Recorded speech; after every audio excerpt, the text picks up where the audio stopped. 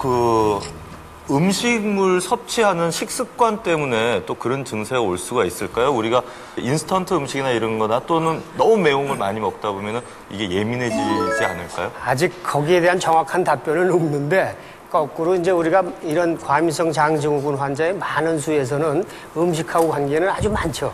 그러니까 어떤 특정한 음식을 먹으면 자기가 안 받는다든지 특히 이제 제일 많은 게 그거죠. 찬 음식이나 기름기가 많은 거, 또 유제품 같은 거 이런 음식을 먹으면 금세 아주 효과가 나타나서 그냥 증상이 악화되죠.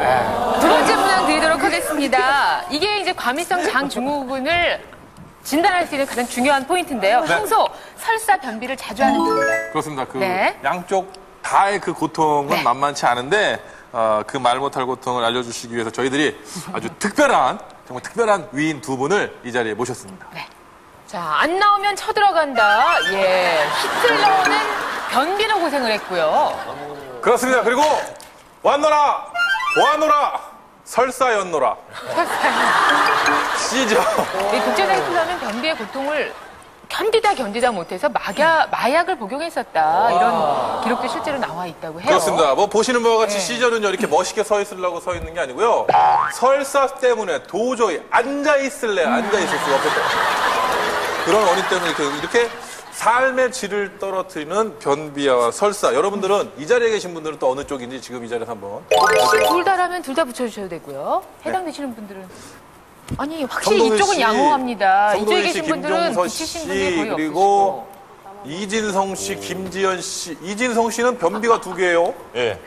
하나 더 꽂을까? 이게 살이 급격하게 빠져서인지 되게 막 고생을 많이 하는 편이에요. 지금 너무 고생을 많이 해요. 저는 하루에 한 번씩은 꼭 가야지 좀 마음이 안정이 되는 편이거든요. 그래서 가는 시간도 거의 규칙적으로 정해놨기 때문에 아침에 일어나자마자 가는데 가끔 좀 불규칙한 뭐 식생활들이나 가끔 전에 음주를 하거나 하면은 음주요? 네. 설사가 나올 때도 있잖아요. 그리고 만약에 변을 못 보면은 저는 좀 자극적인 음식을 먹는 편이거든요. 일부러? 커피나 매운 음식 같은 거 좀 먹으면은 좀 변을 보는데 효과가 있기도 하더라고요. 저 같은 본인이 경우는. 느끼기에. 네. 자, 그러면 현재 과민성 장증후군에 이제 두 가지가 다 있는데 변비와 설사는 어떤 차이가 있는 건가요? 몸 안에? 뭐 어떤 차이보다는 어떤 분은 이런 식으로 나타나는데 우리가 이제 실험적이라든지 이런 걸로 이렇게 연구를 하다 보면은 장의 운동에는 두 가지가 있다고 보죠. 분절 운동이라고 그렇게 수축하는 게 있겠고 또 연동 운동이라고 그러고 연이어서 쭉 내려가는 두 가지의 운동이 있습니다. 네, 화면으로 준비했습니다. 예, 그래서 이렇게 보시게 되면은 장이 움직일 때 예를 들면 설사형일 때는 어떻겠어요? 이제 수축은 분절 운동은 약한 데 비해서 연동 운동이 강해요. 그러니까 빨리 배출이 되겠죠. 그러니까 설사를 하지만 변비 환자들은 어떻겠어요? 반대로 분절 운동은 강한데 안 움직이네요. 예, 잘 안 움직여서 저렇게 서서히 연동이 가는 건지 안 가는 건지. 예. 자, 그리고 또 변비냐 설사냐 또 이 이외에도요 또 이런 증상이 있다면 과민성 장증후군이 확실하지 않을까. 배변 후에 통증이 사라지고 점액변 그리고 만성적이다. 예, 좀 장이 예민하다고 설명이 되기 때문에 가스를 배출한다든지 대변을 보고 나면 상당수에서는 좋아집니다. 편해지죠. 예, 일시적이나마. 그리고 점액변, 우리가 코 같은 점액이 나와요. 그리고 실질적으로 또 한 가지 나면 많은 수에서는 연필 굵기모나 가느다란 대변을 봐요. 특히 또 만성적이라는 말은 뭐냐면 지금 여기 계신 분들도 많이 연예인들도 변비 설사해서 뭐 다 환자 같은데 그렇지는 않습니다. 일시적인 음식에 따라서 또 환경이 바뀌면 일시적으로 누구나 옵니다. 네. 어떤 사람들은 변비가 하루에 한 번씩 못 가는 사람들이라고 얘기하는데 그게 기준이 정확하게 어떤 건지 좀 궁금하거든요. 변비라는 기준이요? 게. 네. 변비하고 설사 이렇게 얘기할 때 우리는 하루에 한 번 가야 꼭 오른지 아는데 그거는 아니에요. 네. 횟수로 따지면 전혀 다른 거니까. 예를 들면 정상적인 횟수로 얘기하면 하루에 3번 가도 정상이에요. 밥만 먹으면 간다든지 불편하지 않고 대변 형태가 괜찮다든지 하면 또 일주일에 3번만 가도 괜찮다고 합니다. 정상이라고. 저는요, 선생님, 정말 오래된 변비인데 이 변비가 그냥 만성 변비인지 한 30년 정도 됐거든요. 30년 됐으면 만성이지. 네, 그런 건지 또 오늘 말씀 듣다 보니까 이게 또 과민성 장 증후군에 의한 변비인지 아니면 둘이 어떻게 구별할 수 있는 방법이 있는 건지 있나요? 아유, 원리가 다 똑같은 변비지 그걸 또 이런 변 저런 변 구분을 성격부터 고쳐요. 성격부터. 그래서 지금 일반적으로 변비형 과민성 장증후군하고 변비, 만성 변비하고 좀 구분을 할 수 있어요. 제가 어떻게 구분하냐면 그냥 만성 변비라고 그러면 한 6개월 이상 지속이 되면 물론 임혜진 씨 뭐 30년이니까 충분하고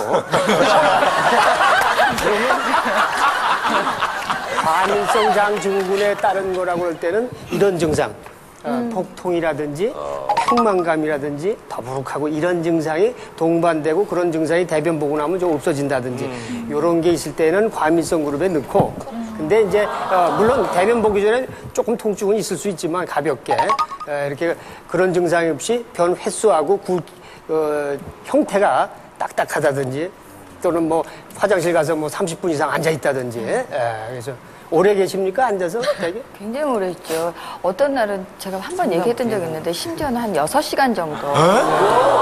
해가 떴더라니까요. 밤에 들어가는데. 6시간이면 도시락을 싸갖고 들어가야 돼. 식탁 의자까지 갖다 놓고. 자, 세 번째 문항 드리도록 하겠습니다. 이렇게 과민성 장증후군이 계속될 경우에는 어떤 질환이 나타난다. 어떤 질환을 동반한다.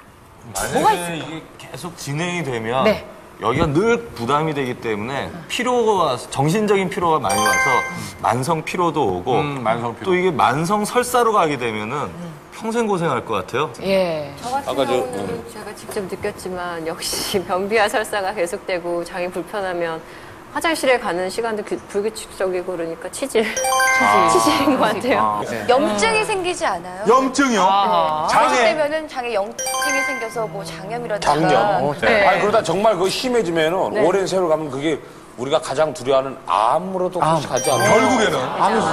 자, 그렇다면 이 문제 풀어야겠습니다. 암까지 왔습니다. 과민성 장증후군 다른 질환 어떤 것들을 동반합니까? 예, 지금 말씀하신 여러 가지가 되게 맞는데 앞서 잠깐 얘기한 만성 피로 증후군이라고 그래요.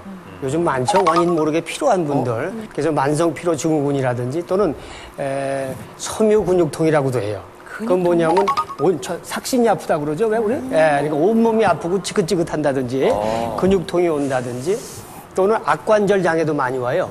악관절. 씹는데 여기도. 한계가 없을 것 그렇지. 같은데요. 그래서 좀 우리도 연구하고 있는데 일단은 이런 것도 온다든지 비뇨기과 계통도 또 꽤 많이 와요. 요실금, 오줌 소태 같은 것도 온다든지 산부인과적으로도 골반통도 와요. 그래서 이런 것들이 상당수에서 많이 동반이 되는 것 같아요. 그래서 실제적으로 이런 동반되는 것 때문에 우리가 이게 삶의 질에 영향을 많이 주는 것 같아요. 암하고는 상관이 없습니까? 근데 제일 큰 문제는 이제 우리가 암이죠. 앞서도 말씀드렸다시피 이게 오래되니까 그랬다 말았다고 자꾸 증상이 되고 점액변도 나고 굵기도 가늘어지니까 야, 이거 뭐 암이 아닌가 이런 공포가 제일 많은데 일단 검사를 해가지고 아무 특별한 게 없었다 그러면은 오래됐다고 암이 되진 않습니다. 어쨌든 뭐 근육통, 만성피로, 골반통 뭐 이런 질환까지 불러올 수 있는 게 과민성 장증후군입니다. 자, 과연 여러분은 다 고백을 하셨는데 실제로 여러분도 환자신지 건강실효 등을 통해서 알아보겠습니다. 제가 나와 있는 곳은 과민성 장증후군 검사 현장입니다. 오늘은 비타민 가족들의 장 건강을 살펴보겠습니다. 먼저 설문지를 작성하고 있는데요.